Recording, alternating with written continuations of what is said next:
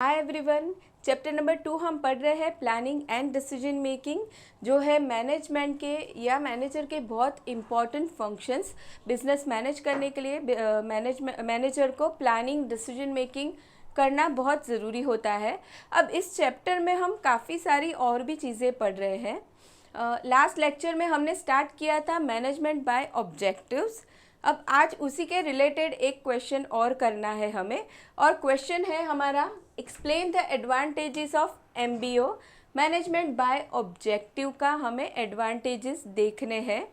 आज रहेगा हमारा लेक्चर नंबर 6। आगे के और भी लेक्चर्स हो चुके हैं, आप देख सकते हैं स्टूडेंट्स।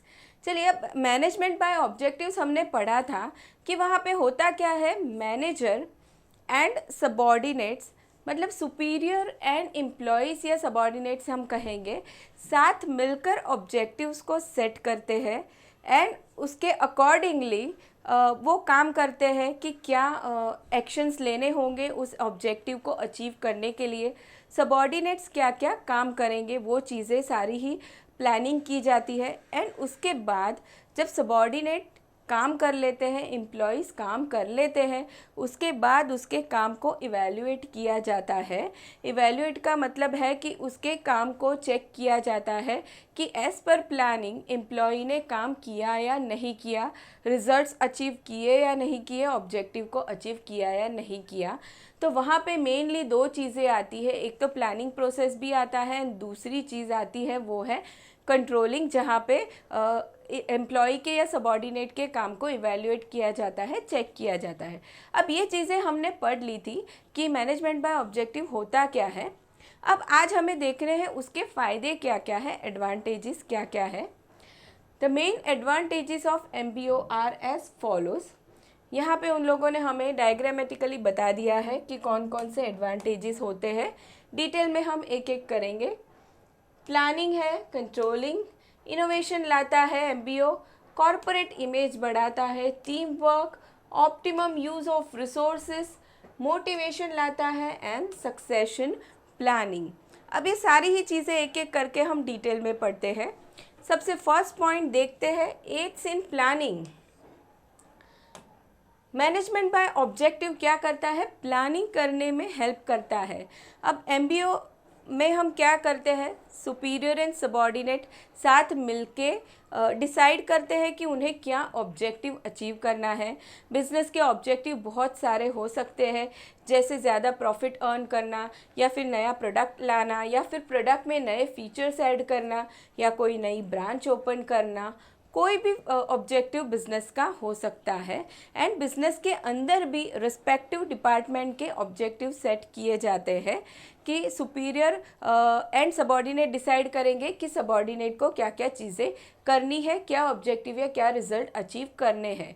तो एमबीओ क्या करता है, प्लानिंग करने में हेल्प करता है। MBO technique facilitates planning. The management and subordinates carefully analyse internal and external environment. ये चीज़ें हमने एमबीओ के स्टेप्स में पढ़ी थी लास्ट लेक्चर में। जब भी एमबीओ का प्रोसेस होता है मैनेजमेंट बाय ऑब्जेक्टिव्स, तब क्या होता है, सुपीरियर एंड सबॉर्डिनेट दोनों मिलके सबसे पहले तो एनवायरनमेंट स्टडी करते हैं। अब यहाँ पे दोनों ही एनवायरनमेंट स्टडी किए जाएंगे, इंटरनल एंड एक्सटर्नल बोथ। अब यहाँ पे इंटरनल एंड एक्सटर्नल स्टडी करने से उन्हें पता चलेगा कि स्ट्रेंथ एंड वीकनेसेस क्या है एंड अपॉर्चुनिटी एंड थ्रेट क्या है। The analysis of internal environment indicates strengths and weaknesses, and the analysis of external environment reveals opportunity and threats, that is challenges. environment study करके ये चीज़ें पता चलेगी superior and subordinate दोनों को ही। on the basis of SWOT or SVOC analysis, the management and subordinates set the goals in the key result areas. After analysing the environment क्या किया जाएगा, ऑब्जेक्टिव को सेट किया जाएगा इन की रिजल्ट एरियाज़। की रिजल्ट एरियाज़ मतलब जो मेन एरियाज़ है बिजनेस के, जैसे हम कहेंगे प्रोडक्शन है, परचेज है, सेल्स है, मार्केटिंग है, वैसे एरियाज़ में ऑब्जेक्टिव सेट किए जाएंगे। Accordingly plans are made to achieve the goals. तो प्लानिंग हेल्प करेगा गोल्स को या ऑब्जेक्टिव को अचीव करने के लिए। ये हो गया सबसे पहला फ़ायदा MBO का। Second one is facilitates control, control लाने में हेल्प करता है। अब हमने जब MBO पढ़ा था तो उसमें हमने देखा कि दो चीज़ें वहाँ पे आती है। एक तो प्लानिंग प्रोसेस आता है जहाँ पे गोल सेट किए जाते हैं। प्लानिंग करने के बाद जब वो प्लानिंग एग्जीक्यूशन होता है तो उसके बाद में कंट्रोलिंग प्रोसेस भी आता है जहाँ पे चेक किया जाता है कि सबॉर्डिनेट ने एज़ पर प्लानिंग काम किया या नहीं किया, रिजल्ट्स को अचीव किया या नहीं किया। तो MBO हेल्प करता है कंट्रोलिंग प्रोसेस करने में। अब ये जब कंट्रोलिंग हम करते हैं, कंट्रोलिंग का मतलब जब हम चेक करते हैं, इवैल्यूएट करते हैं सबॉर्डिनेट के या एम्प्लॉय के काम को, तब हमें पता चलता है कि उसने एज़ पर प्लानिंग काम किया है या नहीं किया है, तो दोनों का ही डिफरेंस पता चलेगा। जैसे कि सेल्स डिपार्टमेंट को कुछ टारगेट अचीव करने थे, जब हम इवैल्यूएट करेंगे उसके काम को तब हमें पता चलेगा कि उसने टारगेट अचीव किया या नहीं किया, या फिर डिफरेंस क्या आया। उस डिफरेंस को हम कहेंगे डेविएशन। तो वो डेविएशन हमें पता चलता है एंड उसके बाद क्या किया जाता है, उस डेविएशन को या उस डिफरेंस को हटाने के लिए करेक्टिव मेजर्स या करेक्टिव स्टेप्स लिए जाते हैं। चलिए देखते हैं। MBO facilitates effective control, the subordinates implement the plan, the actual performance is compared against the plan targets. देखिए ये हो गया controlling process. Actual performance is compared against the plan target. The comparison may indicate deviations if deviations occur, मतलब अगर difference आया तो corrective measures are taken, if necessary the superior and subordinates may reset the goals. सबसे पहली चीज़ तो यही की जाएगी कि जो डिफरेंस आया है या जो डेविएशन आया है उसे करेक्ट करने की ट्राई की जाएगी, ठीक है। लेकिन कभी कभार ऐसे भी हो सकता है कि हमने जो गोल सेट किए हैं वो ही बहुत ज़्यादा हमने हाई सेट कर लिए हो कि जिसे अचीव करना एक्चुअल में पॉसिबल नहीं है, ये भी पॉसिबल हो सकता है। तो उस केस में क्या किया जाता है, गोल्स को फिर से सेट किया जाता है, ठीक है। तो यहाँ पे रीसेट द गोल्स आ गया कि गोल्स को फिर से सेट किया जाएगा। तो ये हो गया second advantage, facilitates control. Now next one is innovation. देखिए अब मैनेजमेंट बाय ऑब्जेक्टिव इनोवेशन लाने में हेल्प करता है। इनोवेशन का मतलब हो जाएगा कुछ नया लाना। अब वो कुछ नया लाना वो हो सकता है प्रोडक्ट या सर्विस में भी हो सकता है, या फिर बिजनेस जो काम कर रहा है उसकी जो प्रोसेस है या उसकी जो टेक्नोलॉजी है वहाँ पे भी कुछ नया हो सकता है, कुछ नया इनोवेटिव बिजनेस कर सकता है। अब ये जब इनोवेशन लाना हो तो जब मैनेजमेंट बाय ऑब्जेक्टिव प्रोसेस हो रहा होता है, सुपीरियर एंड सबॉर्डिनेट जब साथ मिलके ऑब्जेक्टिव सेट कर रहे हैं, जब इन्वायरमेंट को एनालिसिस कर रहे हैं, उसी टाइम पे उनके दिमाग में आइडियाज़ आते हैं, क्रिएटिव आइडियाज़, कि चलो हम कहाँ पे इनोवेशन ला सकते हैं। इसलिए उन लोगों ने कहा है कि मैनेजमेंट बाय ऑब्जेक्टिव इनोवेशन लाने में बहुत ज़्यादा हेल्प करता है। Now the subordinates are responsible for successful implementation of the plan. The subordinates are rewarded for successful implementation. Therefore, the subordinates may come up with innovative ideas for effective implementation of the plan. Generally, innovation gives competitive advantage in the market.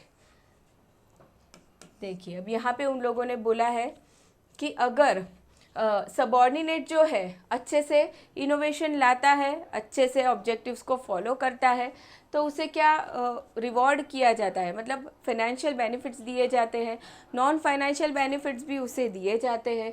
And दूसरा, innovation अगर business में आता है, जैसे हमने कहा product में आ सकता है, सर्विस में आ सकता है, प्रोसेस में भी आ सकता है, तो ये इनोवेशन कॉम्पिटिटिव एडवांटेज लाने में हेल्प करता है मार्केट में।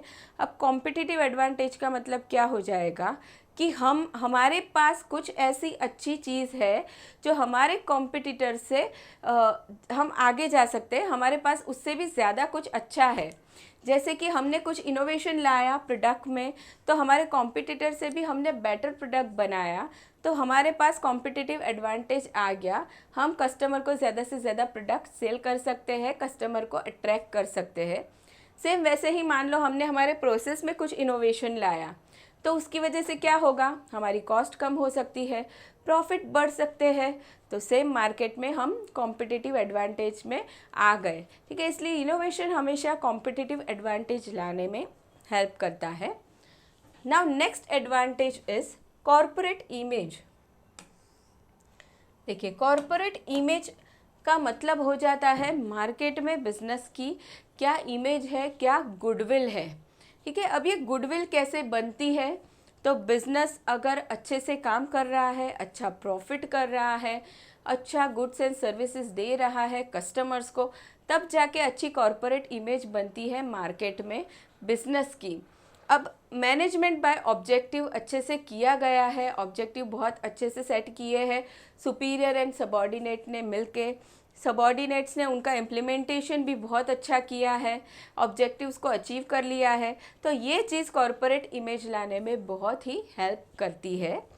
Now MBO involves proper planning and controlling of activities.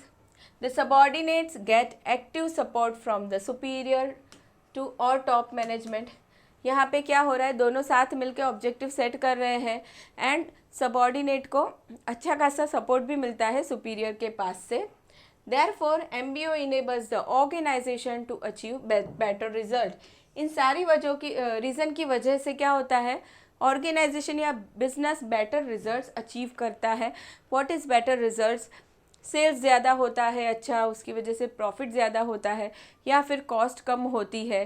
ठीक है, तो ये सारे बेटर रिजल्ट्स हो जाते हैं। Due to higher performance the image of the firm improves in the minds of the various stakeholders such as customers, employees, dealers, shareholders and others. अच्छा perform करने की वजह से ये सारे ही लोगों के माइंड में कंपनी की इमेज, बिजनेस की इमेज बहुत अच्छी हो जाती है, जिसे हम कहेंगे कॉरपोरेट इमेज बनना, इम्प्रूव होना। ठीक है, तो MBA हेल्प करता है कॉरपोरेट इमेज बढ़ाने में। Now next one is team work. Fifth advantage है टीम वर्क का। देखिए, टीम वर्क तो यहाँ पे आ ही गया, क्योंकि सुपीरियर एंड सबॉर्डिनेट साथ में मिलके ऑब्जेक्टिव को सेट कर रहे हैं। सबॉर्डिनेट को अच्छा सपोर्ट मिल रहा है उसके सुपीरियर की तरफ से, एंड उसकी वजह से क्या होता है, जो सबॉर्डिनेट है वो अच्छे से काम कर पाता है, उसके ऑब्जेक्टिव को अचीव कर पाता है। तो इसीलिए MBO क्या लाता है, टीम वर्क लाता है बिजनेस के अंदर। जबकि ट्रेडिशनली कैसा था, सबॉर्डिनेट्स को इन्वॉल्व नहीं किया जाता था जब भी वो ऑब्जेक्टिव या टारगेट सेट होते थे तभी। तो उसकी वजह से क्या होता था, टीम वर्क नहीं रहता था अच्छे से, वो लोग मोटिवेट नहीं रहते थे। जबकि अगर MBO फॉलो किया जाता है तो टीम वर्क बहुत इंक्रीज होता है बिजनेस में।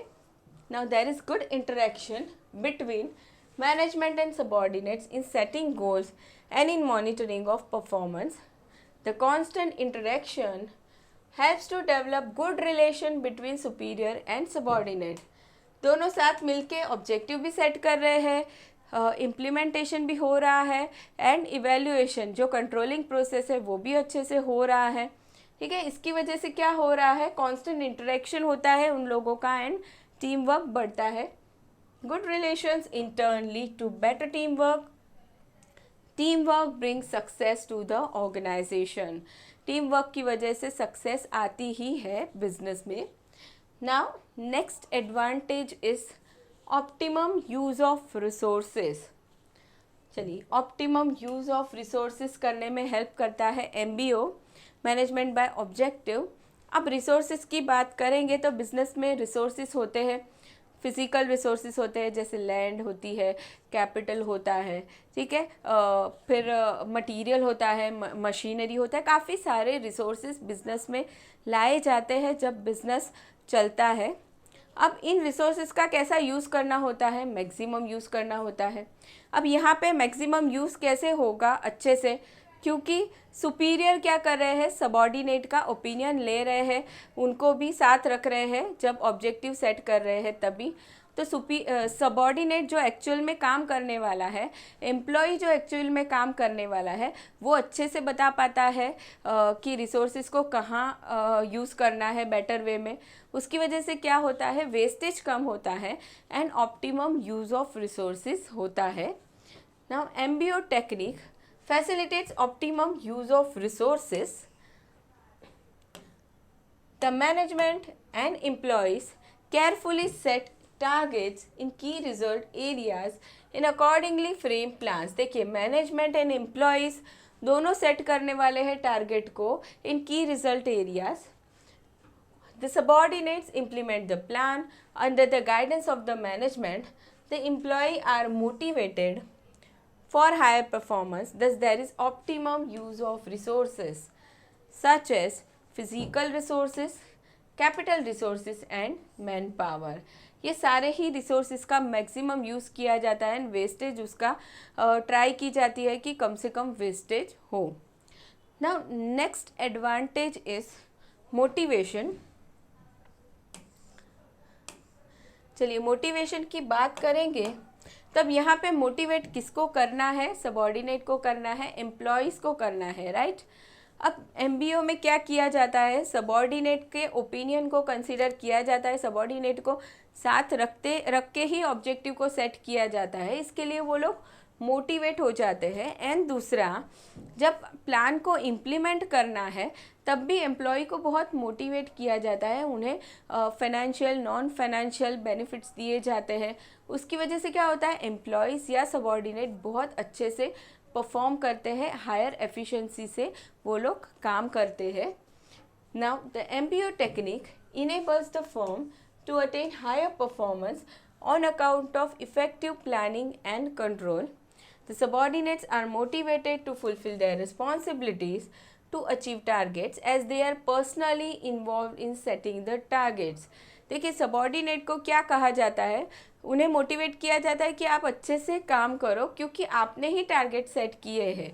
मैनेजमेंट ने अकेले ने तो सेट किए नहीं है कि चलो इतने यूनिट्स प्रोडक्शन कर देने हैं, इतने यूनिट सेल कर देने हैं.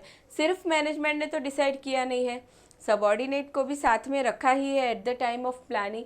इसीलिए ये चीज़ उनको बताई जाती है कि आप भी अच्छे से काम करो क्योंकि टारगेट आपके अकॉर्डिंगली ही सेट किए हुए हैं.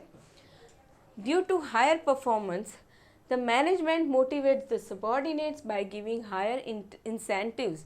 देखिए monetary incentives and non monetary incentives. Monetary incentives माने सैलरी, बोनस, कमीशंस, ये सारी चीज़ें दी जाती है. नॉन मॉनिटरी मतलब जैसे एम्प्लॉयज़ को पिकनिक पे भेज दिया या फिर उन्हें कुछ वाउचर प्रोवाइड कर दिए शॉपिंग के, ठीक है, ये सारी नॉन मॉनिटरी चीज़ें हो जाती है. अच्छी वर्किंग कंडीशंस दे दी, ठीक है, ऐसी बहुत सारे बेनिफिट्स या इंसेंटिव्स एम्प्लॉयज़ को दिए जाते हैं ताकि वो अच्छे से मोटिवेट होके काम करें. Now 8th advantage is concentration in की रिजल्ट एरियाज़.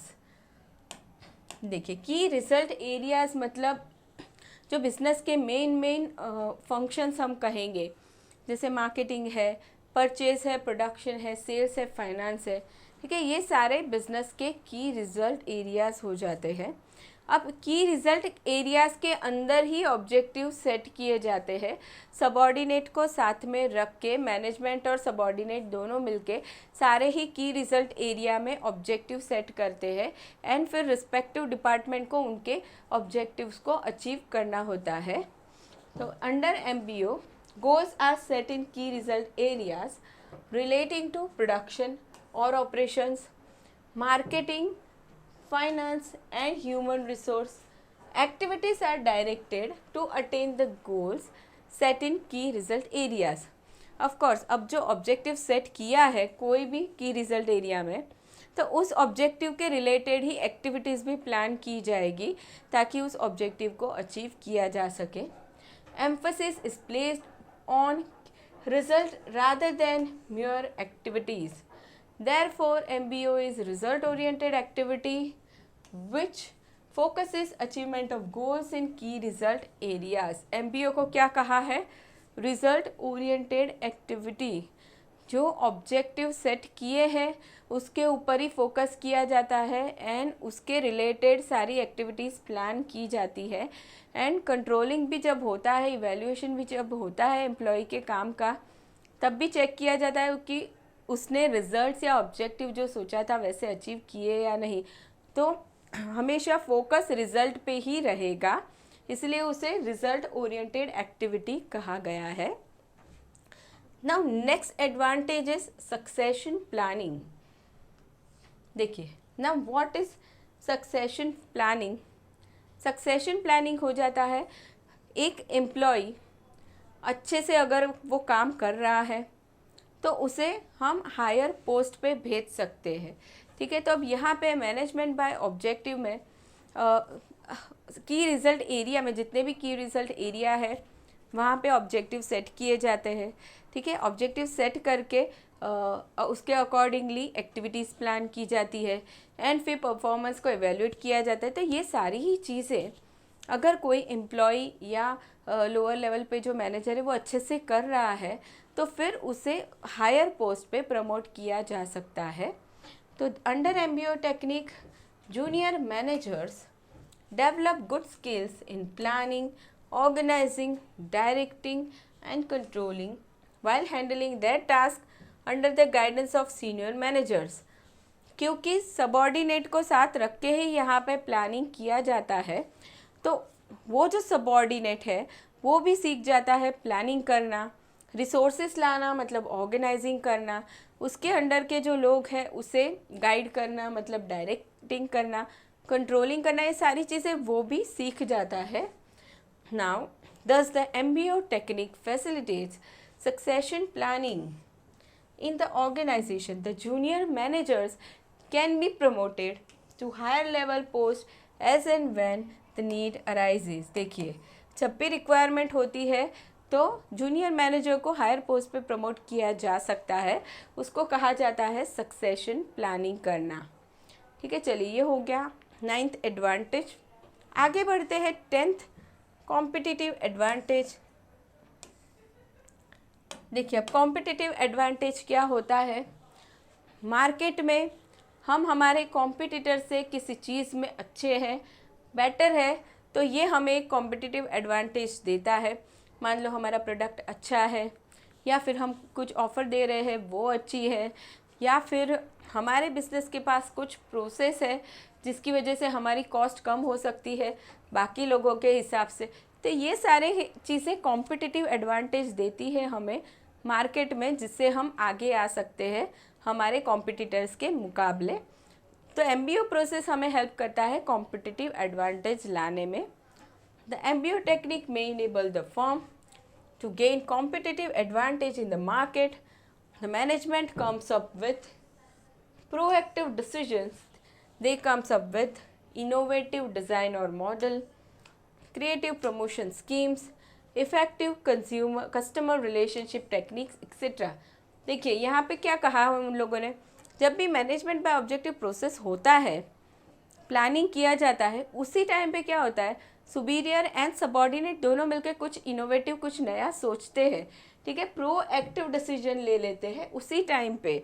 प्रोएक्टिव मतलब अब कॉम्पिटिटर ने कुछ नई चीज़ लाई उसके बाद हम डिसीजन लें, वैसे नहीं, पहले ही हमने कुछ डिसीजन ले लिया, उसे प्रोएक्टिव डिसीजन हम कहेंगे।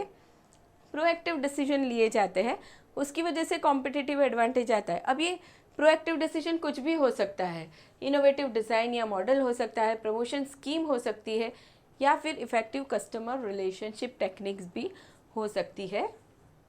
Now the proactive decisions give competitive advantage to the firm in the market, and as such the firm can easily face competition in the market। competitive advantage होने की वजह से मार्केट में बिजनेस competition फेस कर सकता है बहुत अच्छे से। Next one is sound organizational structure. Organizational structure की हम बात करेंगे तो उसमें बिजनेस में टॉप लेवल मैनेजमेंट होता है, उसके नीचे मिडिल लेवल आता है जहाँ पे डिविजनल मैनेजर्स होते हैं, उसके अंडर एम्प्लॉयज़ आते हैं, उनके सबॉर्डिनेट्स, या फिर हम कहेंगे जनरल मैनेजर हो सकते हैं, वो सारे लोग आते हैं लोअर लेवल पे। ये एक ऑर्गेनाइजेशनल स्ट्रक्चर होता है।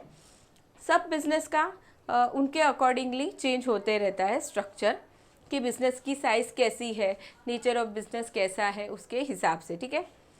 अब जब मैनेजमेंट बाय ऑब्जेक्टिव किया जाता है, तब अगर बिजनेस इसको लगता है कि ऑर्गेनाइजेशनल स्ट्रक्चर चेंज करने की ज़रूरत है, सिचुएशन डिमांड कर रही है, तो वो लोग वहाँ पे स्ट्रक्चर को चेंज कर सकते हैं as per requirement.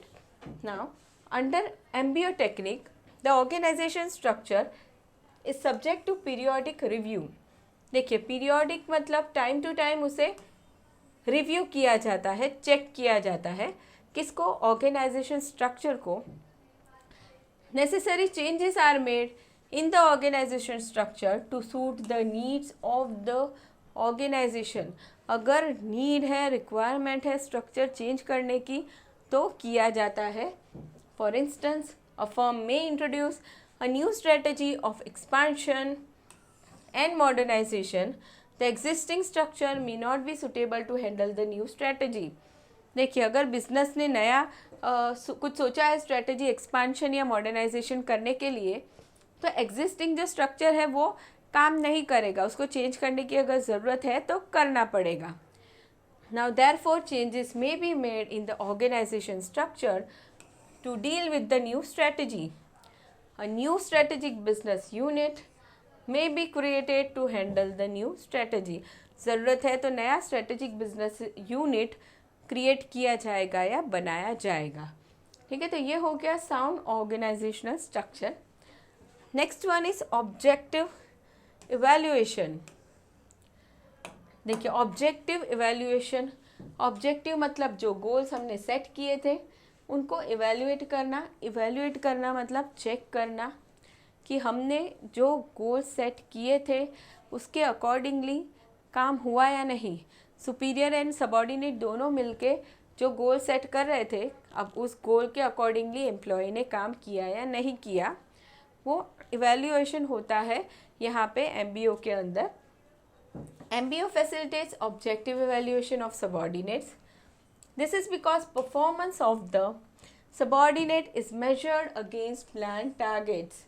If the performance is as per plans and even exceeds the planned targets, the subordinates would be rewarded। देखिए, जो प्लान किया गया था रिस्पेक्टिव की रिजल्ट एरिया में, मान लो प्रोडक्शन है, अकाउंट है, सेल्स है, मार्केटिंग, सबके लिए ऑब्जेक्टिव सेट किए गए थे, ठीक है। अब उनको इवेल्युएट किया जाएगा।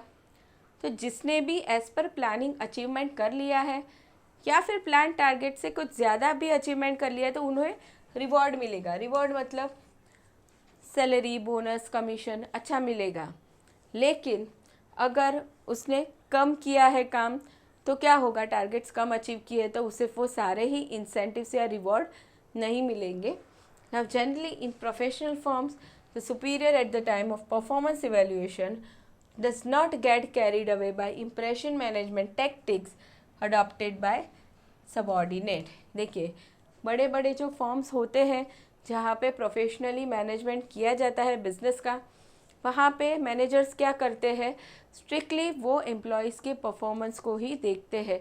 वो बाकी एम्प्लॉयज़ की बाकी सारी चीज़ें जो रहती है, कभी कभी एम्प्लॉयज़ ट्राई करते हैं इम्प्रेस करने की सुपीरियर को, तो वो सारी चीज़ों से वो इम्प्रेस नहीं होते हैं, वो स्ट्रिक्टली एम्प्लॉय के परफॉर्मेंस को ही ध्यान में रखते हैं। तो MBO का एक ये भी फ़ायदा है कि ऑब्जेक्टिव एवैल्यूएशन किया जाता है। तो यहाँ पे हमने एडवांटेजेस देख लिए MBO के क्या क्या होते हैं। इसी के साथ क्वेश्चन नंबर 6 यहाँ पे ख़त्म हो गया है। नेक्स्ट लेक्चर में हम करेंगे question number 7। Thank you so much everyone.